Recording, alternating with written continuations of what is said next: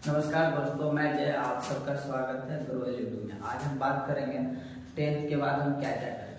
Tenth के बाद what to do after tenth. क्या होता है कि टेंथ के बाद बहुत सारा स्टूडेंट को ये लगता है कि टेंथ के बाद हम ओनली मतलब 12th कर सकते हैं। ऐसा कुछ ये नहीं होता, आप 12th भी कर सकते हो। कुछ और सारे कोर्सेज होते हैं जैसे कि प्रोफेशनल कोर्सेज होते हैं, शॉर्ट टर्म कोर्सेज होते हैं, ये भी आप 10th के बाद कर सकते हैं। या आज हम इसी के बारे में बात करेंगे कि 10th के बाद हम क्या क्या करें, what to do after 10th। चलिए हम बात करते हैं बिना देरी किए हुए अपने टॉपिक पे। तो सबसे पहले हम बात करें कि टेंथ के बाद जैसे 3 तरह का होता है। एक जनरल कोर्सेज होता है और एक प्रोफेशनल कोर्सेज होता है और एक शॉर्ट टर्म कोर्सेज होता है।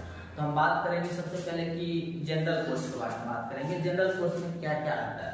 तो जनरल कोर्स में आर्ट्स, कॉमर्स और साइंस आता है। और प्रोफेशनल कोर्स की बात की जाए तो प्रोफेशनल कोर्स में पॉलिटेक्निक आता है, पैरामेडिकल आता है, ITI आता है और बहुत सारे डिप्लोमा कोर्सेज आते हैं छोटे छोटे, ये सब भी आता है। शॉर्ट टर्म कोर्स में जैसे वोकेशनल कोर्सेज हो गया, 1 ईयर का कोर्सेज हो गया, कुछ कोर्सेज 6 मंथ के होते हैं, कुछ कोर्स 3 मंथ्स के होते हैं, ये सब भी होते हैं। ये सब कोर्सेज आप 10th के बाद भी आप कर सकते हैं, ये भी ऑप्शन है। तो हम सबसे पहले बात करेंगे कि 10th के बाद हम जनरल कोर्स के बारे में बात करेंगे। जनरल कोर्स में जो आर्ट्स, साइंस, कॉमर्स आता है, तो आर्ट्स के बारे में बात करेंगे। आप सब एक चीज देखते होंगे, जितनी सारी गवर्नमेंट की वैकेंसी आती है, यदि जॉब की बात की जाए तो सबसे ज्यादा आर्ट्स के स्टूडेंट ही उसमें है और आर्ट्स के स्टूडेंट ही वो जॉब लेते हैं। गवर्नमेंट वैकेंसी की बात की जाए, यदि 70% की बात की जाए तो उसमें आर्ट्स के ही स्टूडेंट हैं। आर्ट्स इतनी भी ईजी सब्जेक्ट नहीं है, आर्ट्स अच्छा सब्जेक्ट है और थोड़ा यदि ध्यान से पढ़ा जाए तो बहुत ही बेटर सब्जेक्ट आर्ट्स भी है।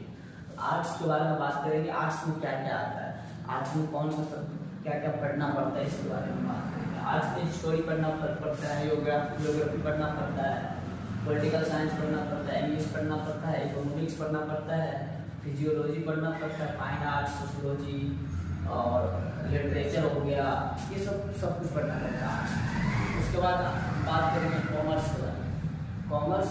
कॉमर्स में जैसे कि बात की जाए, सबसे पहले हम बात कर लें कि कॉमर्स यदि हम ले भी लिए 12th, उसके बाद जॉब की भी बात होती है। जॉब हम किस लाइन में कर सकते हैं, कॉमर्स करके जॉब, अधिकतर जॉब देखते होंगे आपको प्राइवेट सेक्टर में होती है। जितना सारे बिजनेस मैनेजमेंट होता है, बिजनेस ऑर्गेनाइजेशन होता है, ट्रेडिंग होता है, सब में कॉमर्स की स्टूडेंट बड़ी बड़ी कंपनी में देखते होंगे। हर अधिकतर देखा जाए तो कॉमर्स के स्टूडेंट प्राइवेट सेक्टर में ज़्यादा ही होते हैं। और कॉमर्स में हम ये देखेंगे, कॉमर्स में पढ़ना क्या पड़ता है। सबसे पहले अकाउंटेंसी के बारे में जानकारी पढ़ना पड़ता है, बिजनेस स्टडी करना पड़ता है, इकोनॉमिक्स पढ़ना पड़ता है, मैथ पढ़ना पड़ता है, इंग्लिश पढ़ना पड़ता है। कॉमर्स में भी ये सब सब्जेक्ट पढ़ना पड़ता है। उसके बाद हम बात करेंगे सबसे सब्जेक्ट में साइंस होता है। जनरल कोर्स में जो आता है साइंस के बारे में बात करेंगे। साइंस में भी क्या होता है, साइंस में भी 2 तरह के होते हैं, एक होता है नॉन मेडिकल और एक होता है मेडिकल। नॉन मेडिकल के बारे में बात करेंगे। नॉन मेडिकल में बात की जाए, नॉन मेडिकल के में मैथ, फिजिक्स, केमिस्ट्री, इंग्लिश और एक ऑप्शनल सब्जेक्ट आता है।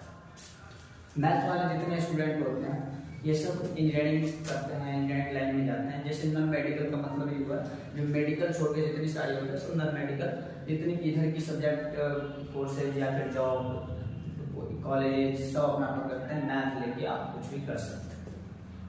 मेडिकल की बात करें, मेडिकल में फिजिक्स, केमिस्ट्री, बायोलॉजी की जरूरत पड़ती है और इंग्लिश हो गया, एक ऑप्शनल सब्जेक्ट हो गया। ये साइंस हो गया। साइंस में भी 2 तरह के होते हैं, एक होता है PCM और एक होता है PCB, फिजिक्स, केमिस्ट्री, बायो और फिजिक्स, केमिस्ट्री, मैथ, ये सब हो गया। एक PCB लेकर आप डॉक्टर भी बन सकते हैं, डॉक्टर्स, बहुत सारे पैरामेडिकल कोर्सेज आते हैं, PCB में आते हैं, बहुत सारे इंजीनियरिंग के कोर्सेज, डिप्लोमा हो गया, बैचलर हो गया, ये सब आप साइंस मैथ कर सकते हैं। उसके बाद आती है जनरल कोर्स की तो बातें हो गई। जनरल कोर्स में आर्ट्स, साइंस, कॉमर्स आता है। उसके बाद हम बात करेंगे प्रोफेशनल कोर्स के बारे में। प्रोफेशनल कोर्स में क्या होता है, प्रोफेशनल कोर्स में आपको 10th के बाद भी कर सकते हैं। तो प्रोफेशनल कोर्स में पॉलिटेक्निक आ जाएगा, ITI आ जाएगा, पैरामेडिकल्स आ जाएगा, बहुत सारा डिप्लोमा डिग्री होता है जो 10th के बाद आप कर सकते हैं। पॉलिटेक्निक करने के लिए क्या है कि पॉलिटेक्निक करने के लिए आप गवर्नमेंट की एंट्रेंस एग्जाम भी होती है, कॉलेज में बच्चा दाखिला लेने के लिए अपना एंट्रेंस एग्जाम देते हैं, ये भी ऑप्शन भी रहता है। बहुत सारे बच्चे प्राइवेट कॉलेज से भी अपना पॉलिटेक्निक करते हैं, ITI करते हैं, पैरामेडिकल कोर्सेज करते हैं, जो बच्चा एंट्रेंस नहीं कर पाता, ये पॉलिटेक्निक हो गया। और उसके बाद बात करते हैं शॉर्ट टर्म कोर्स। तीसरी बात है शॉर्ट टर्म कोर्स।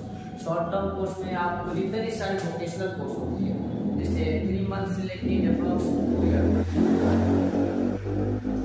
18 मंथ की भी होती है, कुछ कोर्स 6 मंथ की भी होती है। तो जितनी भी ये सब कोर्सेज होती है सब शॉर्ट टर्म कोर्स में आती है।